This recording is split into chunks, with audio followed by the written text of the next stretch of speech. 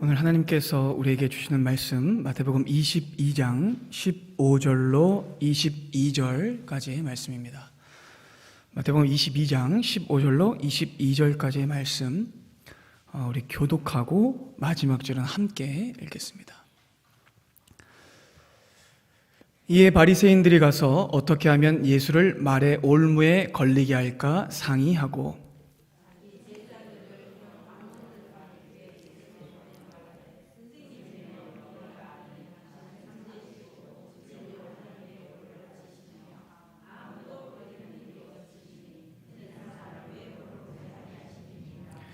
그러면 당신의 생각에는 어떠한지 우리에게 이르소서.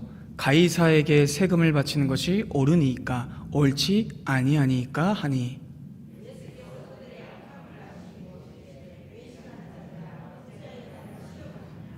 세금 낼 돈을 내게 보이라 하시니 데나리온 하나를 가져왔거늘,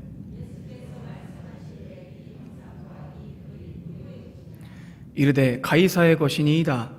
이에 이르시되 그런즉 가이사의 것은 가이사에게, 하나님의 것은 하나님께 바치라 하시니, 그들이 이 말씀을 듣고 놀랍게 여겨 예수를 떠나가니라.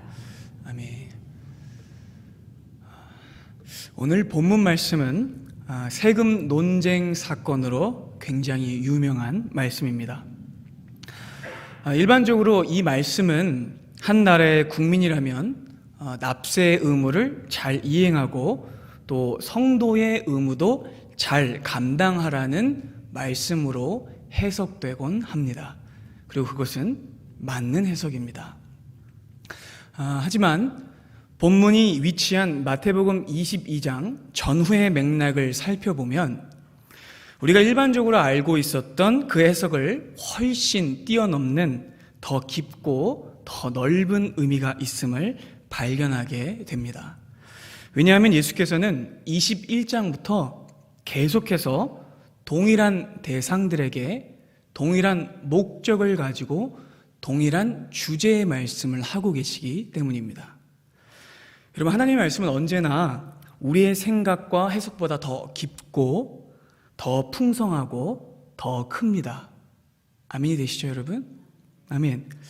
그리고 그 지혜의 풍성함이 오늘 이 시간 이 말씀 속에서 우리에게 온전하게 적용되어지고 깨닫게 되기를 소원합니다.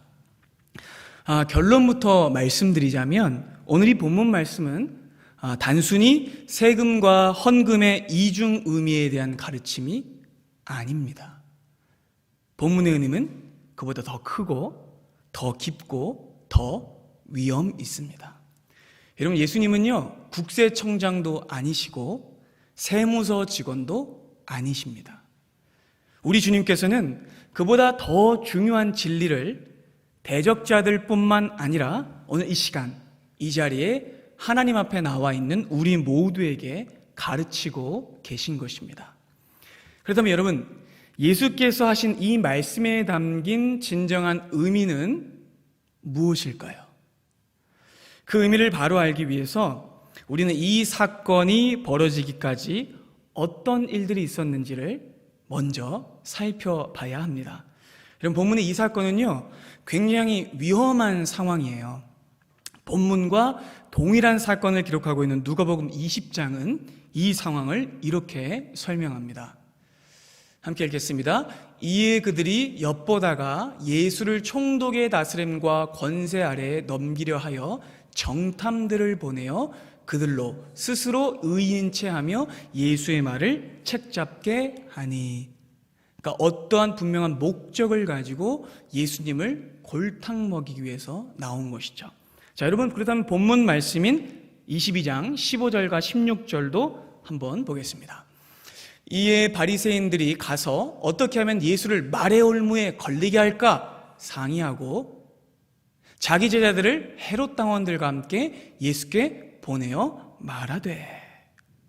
여러분, 성경이 증언하듯 이 논쟁 사건은요 갑자기 벌어진 사건이 아니었습니다. 치밀한 작단과 계획과 모의를 통해서 일어난 사건이었어요. 마치 요한복음 8장에 등장했던 간음한 여인 그 사건처럼 이들이 모의하고 꾸민 일이었습니다. 그렇다면 여러분, 바리새인들은 왜 이렇게 화가 났고 왜 예수님을 올무에 걸리게 하려고 한 걸까요? 그야 뭐 평소에 예수님과 사이가 안 좋았기 때문이겠죠 라고만 생각하시면 안 됩니다. 분명히 예수님을 향한 그들의 분노에 불을 지핀 결정적인 사건이 있었기 때문입니다. 이런 사건의 발달은 예수님의 예루살렘 입성부터 시작됩니다.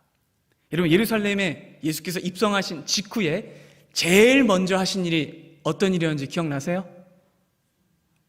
네, 지난주 설교를 잘 들으셨기 때문에 기억하시죠? 맞습니다, 여러분. 성전을 정화하셨죠, 예수께서. 여러분, 고난주간 월요일 날 예수님은 성전에 딱 들어가셨어요. 그래서 여러분 21장 12절부터 13절은 예수께서 성전에 들어가시자마자 행하신 일을 이렇게 설명합니다.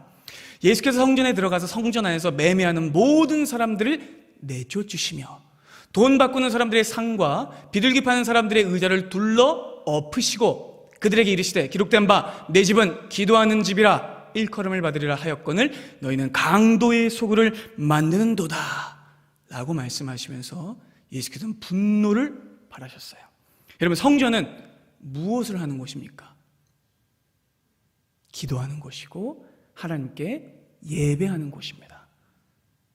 그런데 여러분, 성전이 무엇이 되어 있었죠? 시장통이 되어 있었어요. 폭리와 바가지 요금 그리고 아주 천박한 시장 경제 원리가 판을 치는 저작거리가 되어 있었죠. 그래서 예수께서는 분노하셨죠. 그렇다면 여러분, 왜 성전이 저작거리 시장통이 되었죠? 이유는 당시의 종교 지도자들인 대제사장들과 장로들의 부패 때문이었어요.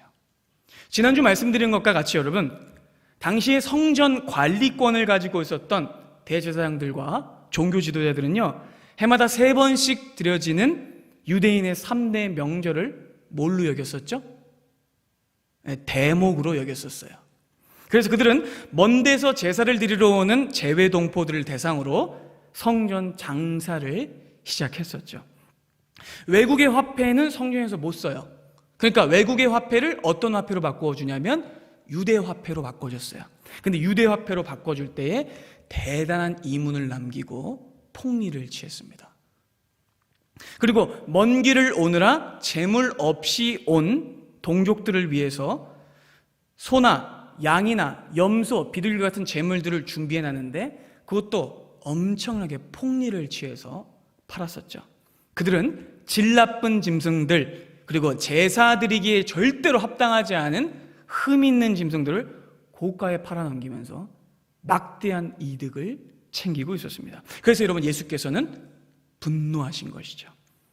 예수께서 분노하신 이 천둥 같은 분노는 하나님의 성전을 더럽히고 강도의 소굴로 만들어버린 그들을 향한 신의 분노였어요. 그렇게 무섭게 사자후를 토하시면서 성전을 정화하신 후 예수께서 여러분 무엇을 하셨는지도 기억하세요? 그리고 이후에 14절입니다.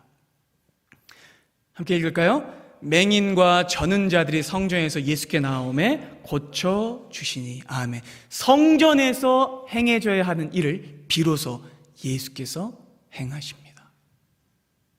더러웠던 성전이 깨끗해졌습니다. 성전이 회복됐습니다. 온갖 잡상인들로 인해서 시끄럽고 번잡했던 성전이 고요해졌고 살리는 일, 회복시키는 일, 치유시키는 일이 예수님의 손을 통해서 베풀어집니다. 그렇게 성전에 들어온 자들이 예수님께 고침받는 위대한 사건이 일어나게 되죠. 정말로 여러분, 성전이 세워진 이래로 단 한 번도 볼 수 없었던 일입니다. 왜요? 성전의 주인이신 예수께서 직접 그 성전에 들어오셔서 하나님의 일들을 하고 계신 거예요. 그러니까 여러분, 사람들이 뭐라고 외쳤을까요? 자연스럽게 호산나 다윗의 자손 예수여 지금 우리를 구원하소서라고 외치기 시작했던 거예요. 자, 그런데 여러분, 이 영광스러운 장면을 성전이 회복되고 성전이 드디어 재기능을 하는 이 위대한 장면을 아주 싫어하고 고깝게 바라보는 자들이 있었으니 누구였을까요? 네, 대제사장들과 바리새인들이었습니다. 15절과 16절입니다. 대제사장들과 서기관들이 예수께서 하시는 이상한 일과 또 성전에서 소리질러 호산나 다윗의 손이여 하는 어린이들을 보고 노하여 예수께 말하되 그들이 하는 말을 듣느냐? 예수께서 이르시되 그렇다. 어린 아기와 젖먹이들의 입에서 나오는 찬미를 온전하게 하셨나이다 함을 너희가 읽어본 일이 없느냐 하시고 예수께서 대답하셨어요. 여러분, 대제사장들과 서기관들은요 자신들의 죄악을 여전히 전혀 인지하지 못해요. 그동안 성전을 시장통으로 만들고 부정축제를 일삼았던 이 더러운 종교 장사꾼들은요 성전에 진짜 주인이 오셨는데 그것도 못 알아봐요. 아니, 지금 예수님 앞에 무릎 꿇고 그동안의 잘못을 빌어도 현찮은데, 그렇죠? 오히려 예수님께 시비를 거리면서 빈정대고 있는 거예요. 정말 고칼 노릇입니다. 그리고 다음 날이 됐어요. 화요일 날 성 밖에서 하룻밤을 보내신 예수께서는 다시 예루살렘 성 안으로 들어오십니다. 그리고 그때 예수님은요 한 나무를 보십니다. 어떤 나무였죠? 무화과 나무였어요. 예수께서는 열매 맺을 시기임에도 불구하고 열매는 하나도 맺지 못하고 잎만 무성한 그 무화과 나무를 저주하시죠. 그리고 이 저주에는 예수님의 표적이 담겨 있습니다. 여러분, 이 무화과 나무는요 그들을 상징하는 거였어요. 하나님을 믿는다고 안다고 말하면서 실질적으로는 아무런 열매도 맺지 못하고 있었던 당시의 종교 지도자들을 향한 예수님의 심판이었고 경고였습니다. 그런데도 여러분, 대제사장들과 장로들은 여전히 회개가 없죠. 화요일날 예수께서 성전에 다시 들어오셔서 말씀을 가르치시는데 그걸 또 가로막아요. 23절 보겠습니다. 예수께서 성전에 들어와 가르치실세 대제사장들과 백성의 장로들이 나와 이르되 네가 무슨 권위로 이런 일을 하느냐? 또 누가 이 권위를 주었느냐? 막 이들이 악에 받쳐가지고 막 씩씩대면서 예수님께 물어보는 거예요. 근데 여러분, 이 사람들이 이렇게 화가 난 이유는요 단순히 거기에만 있었던 것이 아니었어요. 여러분, 왜냐하면 저들이 이렇게 화가 났던 이유는요 어제 성전에서 쫓겨났던 장사꾼들의 집단 항의에 시달렸기 때문이에요. 여러분, 이해가 되세요? 어제 예수님께 쫓겨났던 그 상인들은요 합법적인 성전 관리자들인 대제사장들과 장로들에게 찾아간 거예요. 그리고 따져 묻는 거죠. 아니, 대제사장님, 아니 내가 성전에 서서 장사하기로 허가받고 계약금 내고 사업자 등록도 하고 다달이 비싼 임대료 내면서 장사하고 있는데 어제 예수라는 사람이 우리를 쫓아냈어요. 이게 어떻게 된 일입니까? 라고 하면서 집단으로 찾아와서 대제사장이 거의 뭐 멱살 잡듯이 해서 막 난리를 친 거죠. 그러니까 골치 아파진 거예요. 그러니까 대제사장들과 장로들이 화가 나가지고 이렇게 묻는 거죠. 네가 무슨 권위로 장사꾼들을 내쫓고 여기서 말씀을 감히 가르치느냐? 라고 물어봤던 거예요. 상황이 이해가 되시죠, 여러분? 근데 여러분, 이게 무슨 뜻이냐면요 저들은 성전의 소유권이 자신들에게 있다고 주장하고 있는 거예요. 자기들이 성전의 주인이라고 말하고 있는 거예요. 정말 미칠 노릇입니다. 여러분, 예수님으로는 기가 찰 노릇이죠. 하지만 여러분, 어차피 저들은요 예수님을 믿지 않는 자들이고 예수께서 성전의 주인이심을 아무리 가르쳐도 듣지 않는 사람들이에요. 그래서 여러분, 예수님은요 별 힘도 안 쓰시고 이렇게 대답하세요. 24절입니다. 좋다, 나도 한 말을 묻겠다. 너희가 만약에 대답하면 나도 무슨 권위로 이런 일을 하는지 내가 대답해 주겠다. 그리고 물으시죠. 25절입니다. 요한의 세례가 어디로부터 왔느냐? 하늘로부터냐 사람으로부터냐 이렇게 질문하니까 대제사장들과 장로들이 웅성웅성합니다. 26절부터 보겠습니다. 만일 사람으로부터라고 하면 모든 사람이 요한을 선지자로 여기니 백성이 무섭다 하여 예수께서 대답하여 이르되 우리가 알지 못하노라 하니. 그러니까 만일 하늘로부터 세례 요한이 왔는데 왜 안 믿었냐 그러면 우리는 선지자가 안 믿은 게 되잖아요, 그들은. 그리고 만일 사람으로부터 왔다라고 얘기하면 이미 사람들이 다 세례 요한을 하나님으로부터 온 선지자라고 알고 있어요. 그러니까 자기들이 어떤 대답을 해도 좋은 답이 안 나오는 거죠. 끝내 대답을 못해요. 그리고 우리가 알지 못합니다. 예수께서 논쟁을 종결지으십니다. 27절 후반절입니다. 예수께서 이르시되 나도 무슨 권위로 이런 일을 하는지 너에게 말할 필요가 없다. 썩 사라져라. 이렇게 하시는 거예요. 그리고 여러분 이후로 예수님은요 무려 사면속 비유를 드셔서 저들의 정체를 폭로하고 저들을 말씀으로 정말 견책을 하시는데 여러분 이 비유는요 너무나 신랄하고 강력했어요. 그래서 여러분 저들은요 충격을 받습니다. 그 사면속 비유를 한번 잠깐 보겠습니다. 첫 번째 비유가 그 유명한 두 아들 비유예요. 28절부터 32절까지인데 얘 아들아 너 밭에 나가서 일 좀 해라. 큰아들이 대답합니다. 예 아버지 할게요. 그리고 큰아들은 일을 했을까요 안 했을까요? 안 합니다. 둘째 아들한테 얘기해요. 야 밭에 나가서 일 좀 해라. 아 싫어요. 그래서 막 친구들하고 놀다가 마음이 찔린 거예요. 내가 아버지한테 이렇게 하면 안 되는데 가서 그래놓고 가서 순종해서 일을 했어요. 누가 순종한 아들입니까? 둘째 아들이죠. 그들은 말만 하고 순종 안 하는 자들이었어요. 이 비유의 끝에서 예수께서 이렇게 물으십니다. 31절 32절입니다. 그 둘 중에 누가 아버지의 뜻대로 하였느냐 이르되 둘째 아들입니다. 예수께서 그들에게 이르시되 내가 진실로 너에게 이르노니 세리들과 창녀들이 너희들보다 먼저 하나님의 나라에 들어가리라. 요한이 의의 도로 너희에게 왔거늘 너희는 그를 믿지 아니하였으되 세리와 창녀는 믿었으며 너희는 이것을 보고도 끝내 뉘우쳐 믿지 아니하였도다. 예수께서 신랄하게 비판하십니다. 그리고 여러분 이 말씀을 들은 대제사장들과 장로들은요 눈치를 바로 채요. 이게 자기들을 향한 공격이라는 걸 아는 거죠. 그리고 그들은 굴욕감을 수치를 느낍니다. 왜냐하면 그들은 세리와 창녀들은 절대로 천국에 못 들어가는 쓰레기들이라고 생각했거든요. 근데 지금 예수님이 자기들을 그런 쓰레기들과 똑같은 사람들로 여기니 분노하는 거죠. 근데 여러분 예수님은요 거기서 안 그치세요. 연달아 두 번째 비유로 저들을 후려치시는데 두 번째는 포도원 농부의 비유입니다. 포도원 농부의 아들을 잡아 죽인 악한 종들,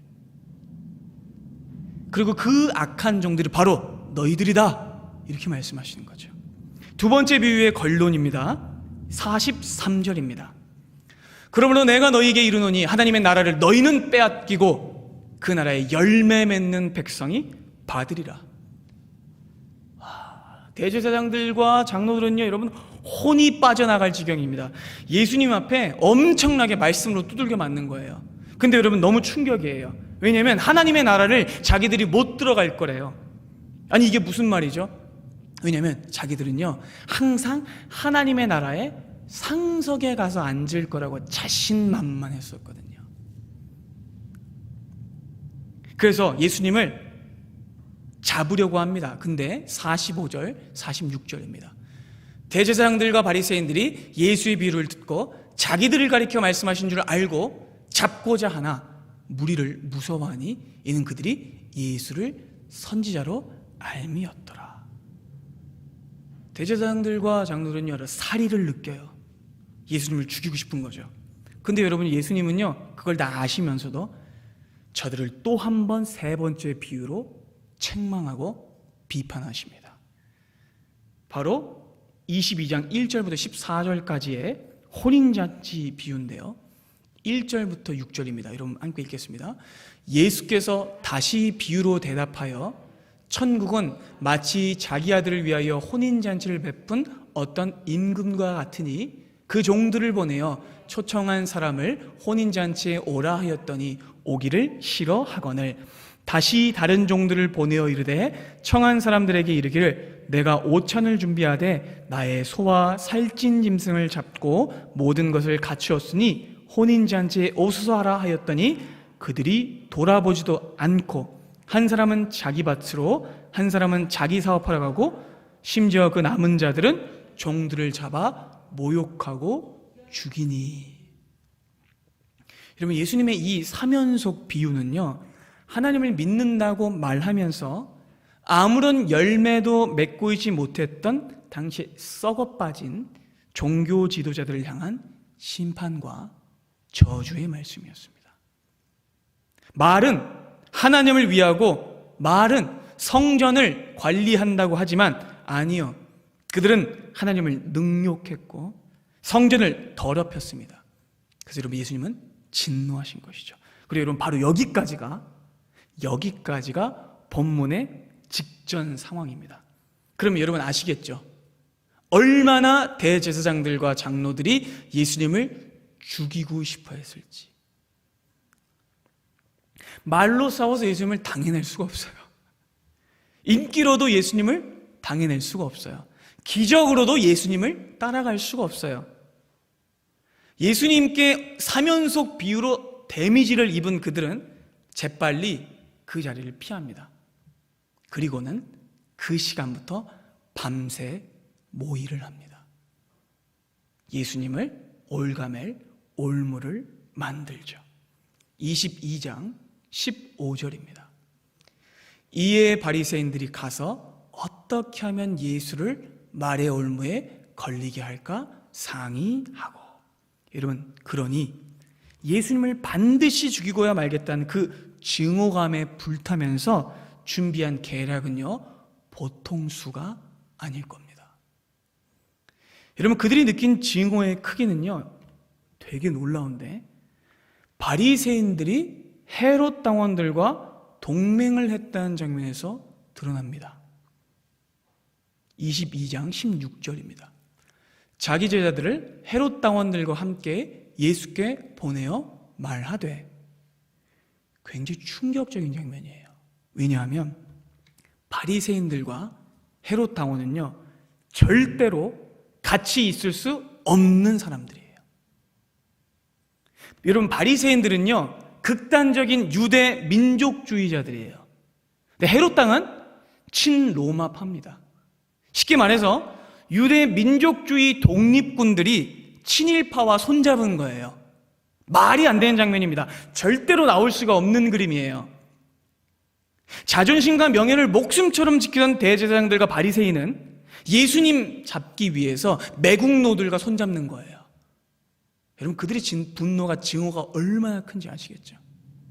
그러니까 자기의 정체성을 버려가면서까지 예수님을 잡고자 하는 거죠. 악랄하기 짝이 없습니다. 그렇게 여러분, 희대의 동맹을 맺습니다. 역사상 전무후무한 독립군과 앞잡이들의 동맹이 결성됩니다. 그리고 그들은요, 날이 밝자 함께 예수님을 찾아옵니다. 밤새도록 열심히 짱구를 모으고 칼을 갈고 온 대적들은요, 시비를 걸어요.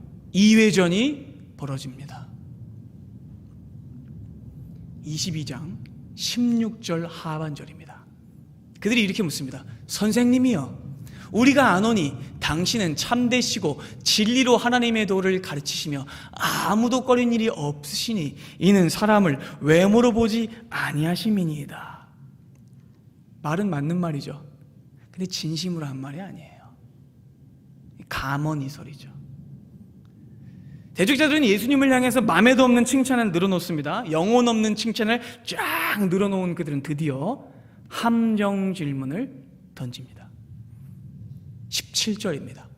그러면 선생님, 당신의 생각에는 어떠한지 우리에게 가르쳐 주십시오. 가이사에게 세금을 바치는 게 옳습니까? 아니면 옳지 않습니까? 이렇게 물어보는 거예요. 근데 여러분, 이 질문이 떨어지자 성전 장내가 얼어붙습니다. 예수님께 말씀을 듣고 있던 사람들이 깜짝 놀라서 입을 다물질 못해요. 여러분, 그 자리에 있는 사람들은요, 누구나 알 수 있어요. 이 질문은 어느 누구도 빠져나갈 수 없는 이중올무라는 사실을요. 가이사에게 바치는 이 세금이란 해마다 로마 제국에 바쳐야 되는 여러분 인두세를 말합니다. 이 인두세는 모든 남자와 여자가 성인이 된 이후부터 죽을 때까지 내야 했던 세금이었어요. 나이 많다고 봐주지 않았습니다.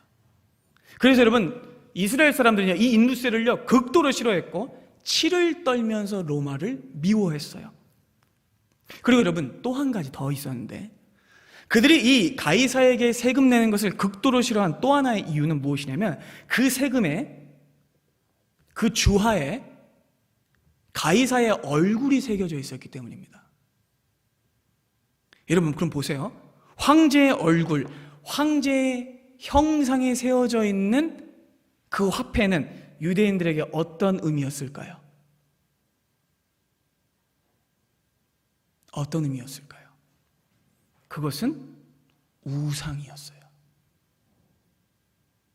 여러분, 이스라엘이 역사적으로 언제나 가장 불같은 반응을 보였던 주제는 우상이었어요. 게다가 여러분, 그 주화에는요 이렇게 써 있었어요. 주화에는 아구스도의 아들 진정한 신의 제사장 가이사 디베료라고 써 있었어요. 그러니까 여러분, 주화의 앞에는 디베료의 얼굴이 새겨져 있었고 뒤에는 아구스도의 아들 진정한 신의 제사장 이렇게 써 있으니 유대인들이 분노할 수밖에 없는 거죠. 그래서 여러분, 25년 전에는 이 인두세와 가이사의 형상이 새겨진 화폐를 우리 안 쓰고 싶다라는 걸로 대규모 반란이 일어났었어요. 물론 반란은 실패했죠. 그리고 반란자들은 처참히 처형됐습니다. 하지만 여러분, 그럼에도 불구하고 유대인들의 마음속에는 이 인두세 때문에 오는 깊은 적대감과 분노가 있었어요. 언제나 이 가이사에게 바치는 주화와 인두세 문제는요, 유대인들을 폭발하게 하는 시한폭탄 같았어요. 그런데 여러분, 바로 이 위험한 질문을 저들이 예수님께 던진 거예요. 자칫 잘못 대답했다간 로마에 의해 목이 달아날 수 있는 질문입니다. 그럼 여러분, 예수님은요 어떻게 대답하셔야 할까요? 어느 쪽을 선택하든지 예수님은 위험에 빠질 수밖에 없습니다. 만약 예수님이 세금을 거부해라, 그것은 우상이다 라고 말한다면 눈앞에 있는 헤롯 당원들에게 체포당할 거예요. 왜냐하면 로마에 대한 반역이 있기 때문이죠. 반대로 세금을 내라 라고 얘기하면 바리새인들한테 끌려갈 거예요. 그리고는 이스라엘 군중 중에 야유와 비난을 듣는 민족 반역자가 되겠죠. 여러분, 그러니까 바리새인들과 헤롯 당원이 같이 온 이유를 아시겠죠? 어느 쪽을 대답해도 예수님은 한쪽에 잡혀갈 수밖에 없는 상황이에요. 정말 비열하고 간악한 술수입니다. 가이사에게 바치면 민족 반역자가 되고 바치지 말라고 하면 로마의 반역자가 될 처지. 그리고 모른다고 대답을 안 할 수도 없는 상황. 여러분, 바리새인들과 이 헤롯 당원들은요 막 서로의 짱구를 모아가지고 밤새 만든 이 이중 함정을 딱 던지고는 득이양장해가지고 팔짱을 딱 끼고 뱀 같은 미소로 예수님을 기다리고 있습니다. 모든 이목들이 집중되고 성전에는 정막이 흐릅니다. 그때 예수께서 대답하시죠. 18절입니다. 예수께서 그들의 악함을 아시고 이르시되 외식하는 자들아 어찌하여 나를 시험하느냐. 그리고 이렇게 말씀하시죠. 19절입니다. 세금 낼 돈을 내게 보이라. 그러자 대적자들이 드디어 예수님이 미끼를 물었구나 라고 하면서 주머니에 있던 데나리온을 딱 꺼내가지고 여기 있습니다 가져온 거예요. 그리고 데나리온을 보신 예수께서 그들에게 이렇게 물어보십니다. 20절입니다. 이 형상과 이 글이 누구의 것이냐? 그들이 대답합니다. 가이사의 것입니다. 그러자 마침내 예수께서 대답하시죠. 그런즉 가이사의 것은 가이사에게, 하나님의 것은 하나님께 바치라. 아멘. 여러분, 언뜻 보기에는 별말 아닌 것 같죠? 별로 감동이 안 오시죠? 주여. 근데 여러분, 그 말씀을 들었던 대적자들은요, 당황합니다. 그리고 그 추잡한 동맹이 와해돼서 뿔뿔이 흩어지고 말아요. 22절입니다. 그들이 이 말씀을 듣고 놀랍게 여겨 예수를 떠나가니라. 대적자들은 여러분 예수님의 답변에 엄청난 충격을 받습니다. 여러분, 그들이 충격받은 이유는요, 가이사의 것은 가이사에게 바쳐라 라는 말 때문이 아니었어요. 또한 하나님의 것은 하나님께 바치라 라는 말 때문도 아니었어요. 여러분, 그들이 놀라서 도망친 이유는 이 두 문장을 붙였을 때 발생하는 어마어마한 의미 때문이에요. 자, 여러분, 왜냐하면 이 후반부의 말씀이 전반부의 말씀을 무효로 만들기 때문이에요. 무슨 뜻이냐? 여러분, 가이사와 하나님이 붙었을 때 어떤 일이 벌어질까요? 가이사는 소멸됩니다. 왜죠? 하나님이 가이사보다 크시기 때문입니다. 아멘이 되십니까, 여러분? 그리고 여러분, 21절에 이 바치다라는 단어를 헬라어 원문 그대로 직역하면 되돌려주다라는 뜻이에요. 자, 그러면 여러분, 원문 그대로 다시 한번 예수님의 말씀을 번역해 보겠습니다. 그럼 이 말이 되는 거예요. 가이사의 것은 가이사에게 되돌려주고 하나님의 것은 하나님께 되돌려 드려라. 그러면 다시 한번 정리하겠습니다. 가이사에게 바쳐질 이 동전에는 여러분 무엇이 새겨져 있었죠? 가이사의 얼굴, 가이사의 형상이에요. 왜요? 이거는 누구에게 바치기 위해서? 가이사에게 바치기 위해서. 그리고 여러분, 애초에 데나리온이라는 화폐는요, 가이사에게 바치기 위해서 만들어진 목적이에요.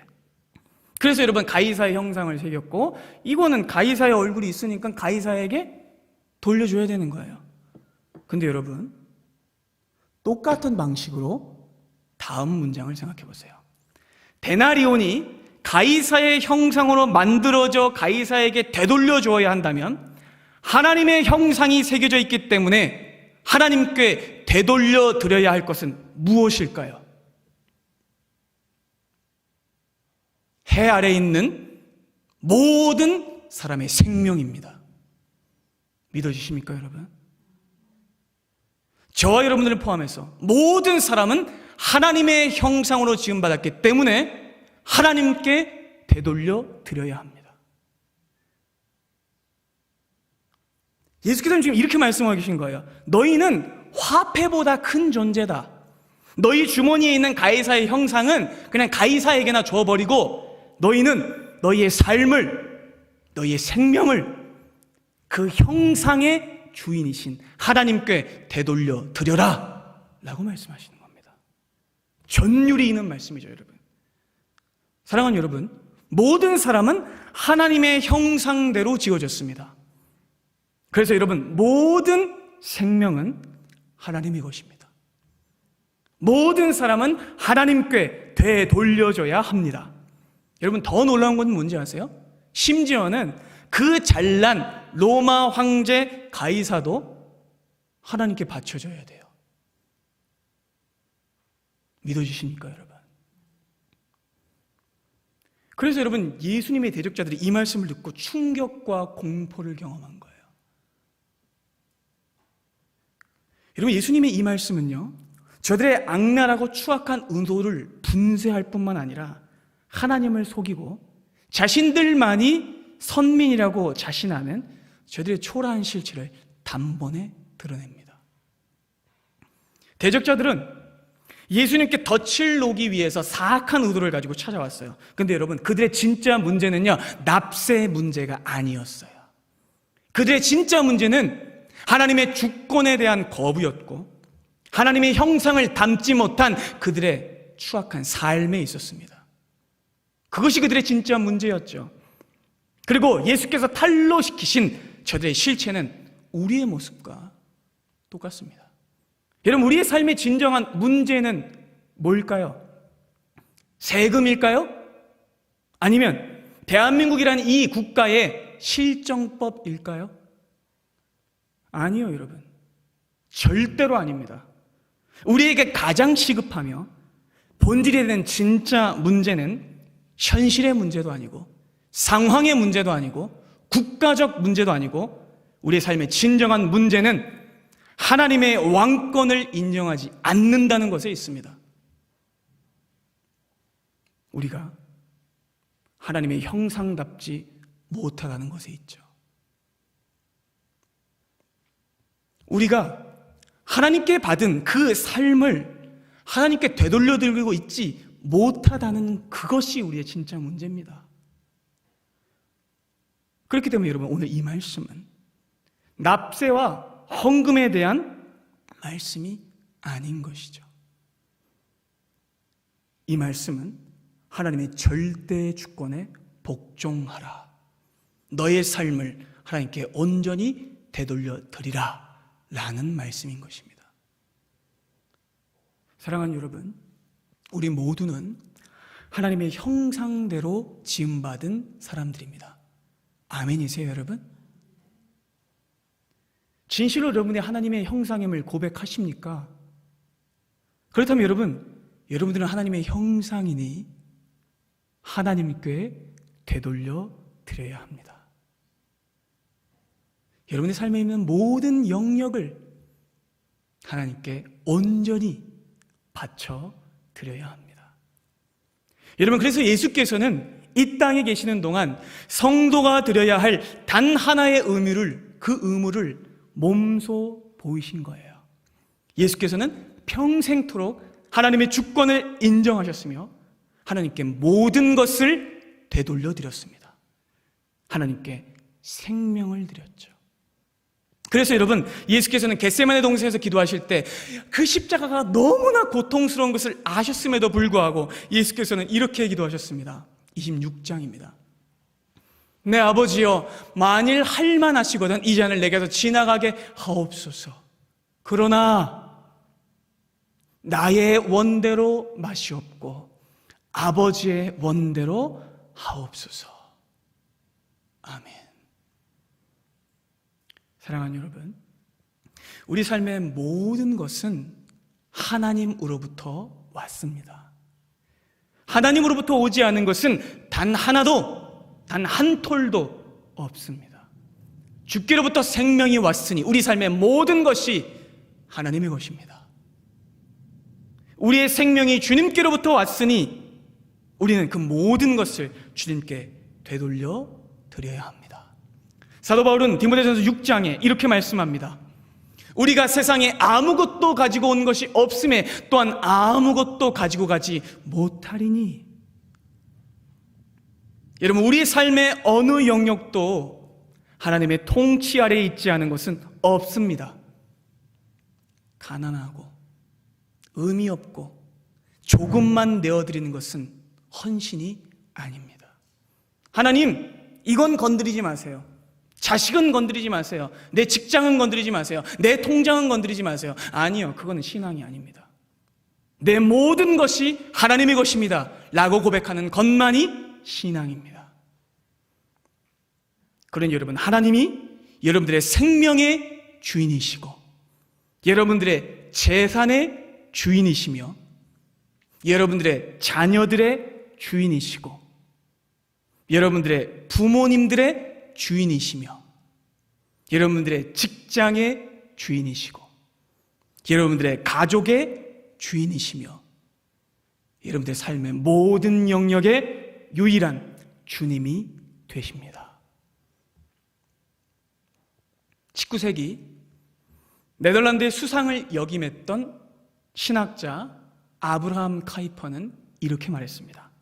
창조세계 전체를 통틀어서 어느 한치의 영역도 예수 그리스도께서 내 것이다 라고 외치지 않는 곳은 없다. 아멘입니다. 바라기는 오늘의 이 말씀이 이제껏 나의 소유권을 주장하며 하나님의 주권을 거부했던 우리의 몸과 마음을 쳐서 다시 하나님 앞에 무릎 꿇게 하는 말씀 되기를 소망합니다. 사랑하는 여러분, 우리 모두는 하나님의 형상입니다. 하나님을 닮아 지어졌으니 하나님께 돌아가야 합니다. 하나님께 바쳐져야 합니다. 이 진리를 사도 바울은 고린도전서 8장에서 이렇게 선포했습니다.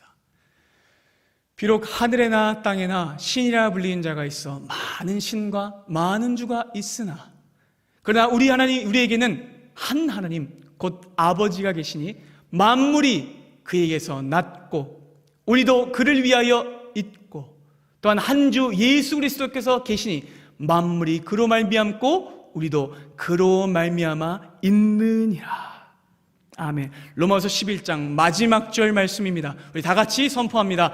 만물이 주에게서 나오고 주로 말미암고 주에게로 돌아감이라. 그에게 영광이 세세에 있을지어다. 아멘. 사랑하는 여러분, 여러분들의 생명과 전 인격은 누구의 것입니까? 여러분들의 삶은 누구에게 바쳐져야 합니까? 기도하겠습니다.